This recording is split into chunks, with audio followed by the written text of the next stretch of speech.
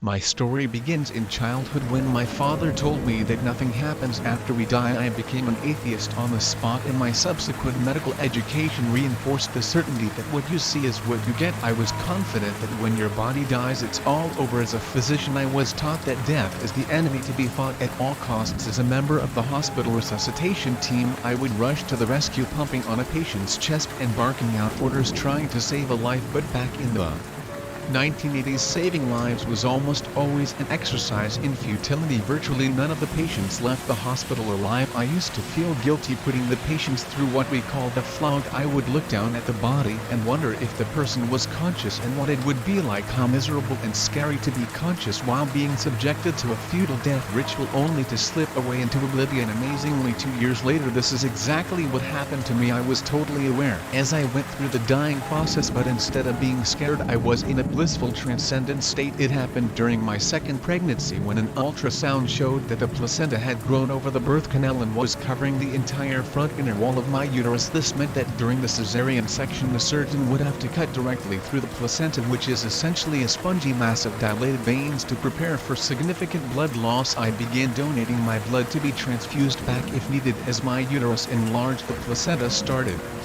to bleed. In the 7th month, I was admitted to the hospital where I had completed my training 2 years prior. The bleeding continued daily, and the plan was to deliver the baby as soon as its lungs were mature enough. My husband, also a doctor at the same hospital, came to my bedside every evening with our year-old twin boys for a bedtime story and a kiss goodnight. Finally, 1 month later, the baby's lungs were ready, and I found myself lying on the operating room table being prepared for surgery. Bags of my blood hung ready on the IV pole above my right shoulder as the nurse scrubbed my abdomen and laid down the surgical drapes. I tried to act nonchalant, joking with my anesthesiologist as he inserted a large bore IV in each arm. The cool flow of the anesthetic entered my veins and I lost consciousness. I was unconscious for some time until suddenly I heard the anesthesiologist's voice. "Her blood pressure is too low." I was amazed to be awake, but not just awake.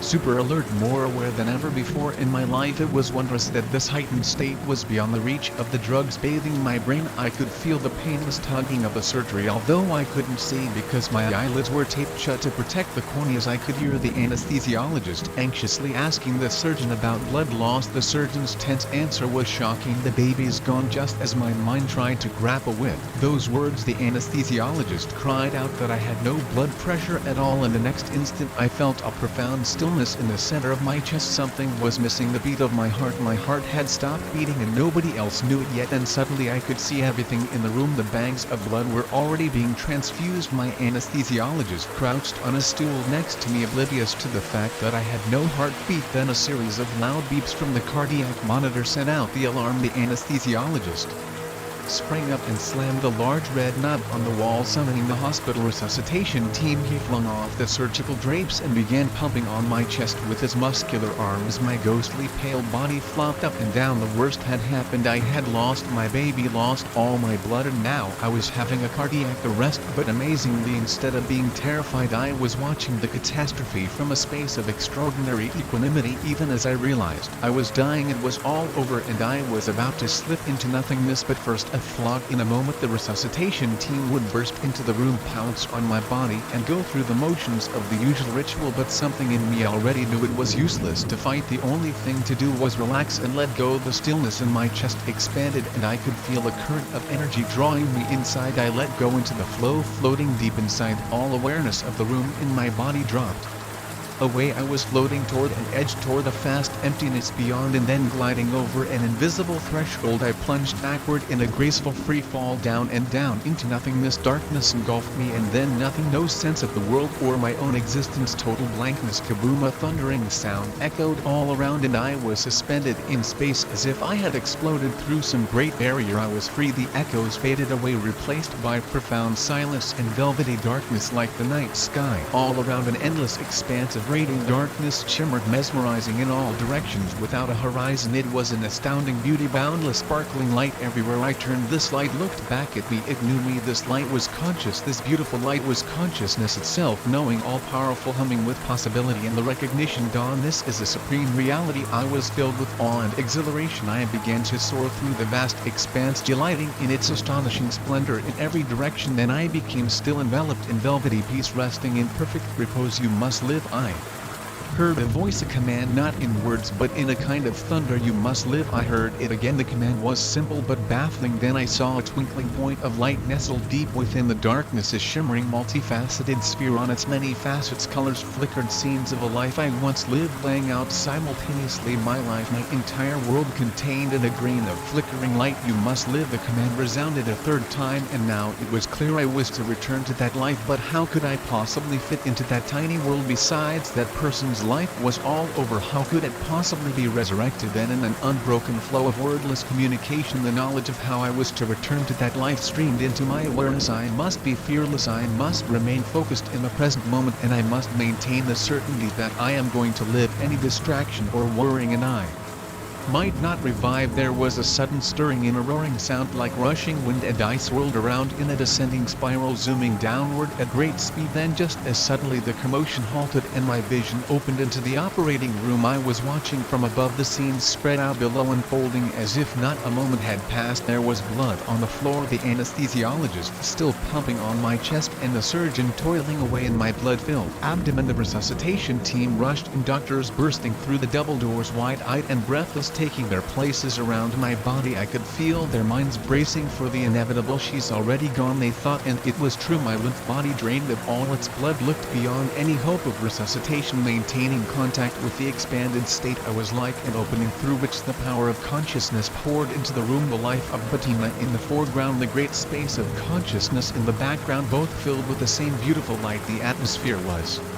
charged with energy, guiding the efforts of the team. Yes, yes, you can do it. I'm going to live. Now let's get to work. The room churned with personnel, the whole team in sync, moving together as if in a choreographed dance. My certainty that I would live poured forth in non-stop encouragement. Yes, yes, you're doing great. I'm going to live. And as far as resuscitations go, this one was going amazingly well, but despite all their best efforts, they couldn't restart my motionless heart. And then I saw a man, senior surgeon with white hair, dressed in blue scrubs, entering the operating room. Without a word, he reached into my abdomen. His hand disappeared into the lake of blood, searching around, finding the largest artery, my aorta. Wrapping his fingers around it, he clamped the great vessel shut. There was an intense stab of pain deep in my core, and then an explosion of white-hot light like a sunburst spreading at lightning speed throughout my body. It branched into millions of delicate channels, lighting up every pore, every cell. The touch of this light was searingly hot, its brilliance stunning. It was both terrifying and blissful. I lay there in fear and awe and gratitude, because now I knew I was going to live. I wasn't just watching the scene from above anymore. I was now stationed in my body, lying flat on the operating table. All I felt was love, and all I could see was light radiating from my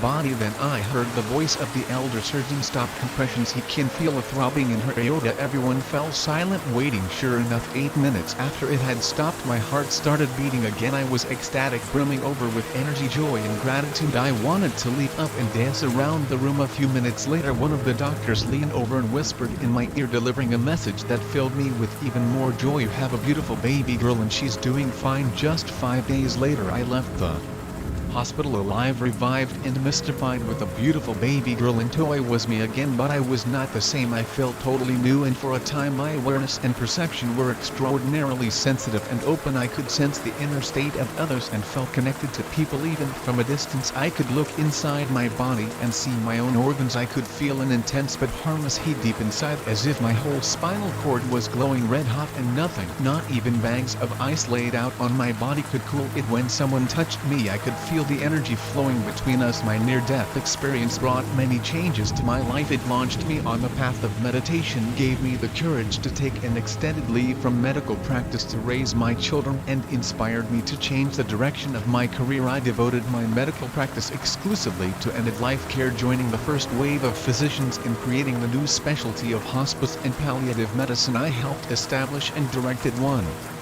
of the first state-of-the-art inpatient hospice facilities in New England. The near-death experience was perfect training for caring for patients at the end of life. It gave me the ability to discern between physical, psychological, and spiritual suffering and to address each of them with the appropriate modality. It gave me the ability to sense where a patient was in the dying process, to connect on a non-verbal energetic level and offer companionship and encouragement. Having experienced the energy that passes between people through touch, I now had a new respect for touch as a powerful way to convey comfort. But the most potent medicine I had to offer was my inner state. My lack of fear and the stillness cultivated by meditation brought the most comfort. My daughter is now 30 years old, and even now not a day goes by without me remembering my near-death experience. I've made progress in assimilating its gifts. Those who have known me over the years tell me I've become much more fun to be around. They say I'm more relaxed and natural, and that I'm good in a glitch or an emergency. My husband and I recently hosted 150 guests at our home for our son's wedding. Instead of getting all uptight as I would have years ago, I stayed relaxed and enjoyed the whole occasion immensely. When people remarked on how calm I was, I would smile, knowing it was all because of my near-death experience. So thank you for letting me share my story. Near-death experiences are powerful revelations that can change your worldview, but for most of us it takes time, perhaps a lifetime, to assimilate their gifts. Meditation has helped me understand, re-access, and begin to express the great love that was awakened in my near-death experience. If you've had a near-death experience, you've had an experience of meditation. Meditation is a tried and true way to assimilate and unfold what you've been given. So if you're curious, check it out and find out for yourself. Thank you.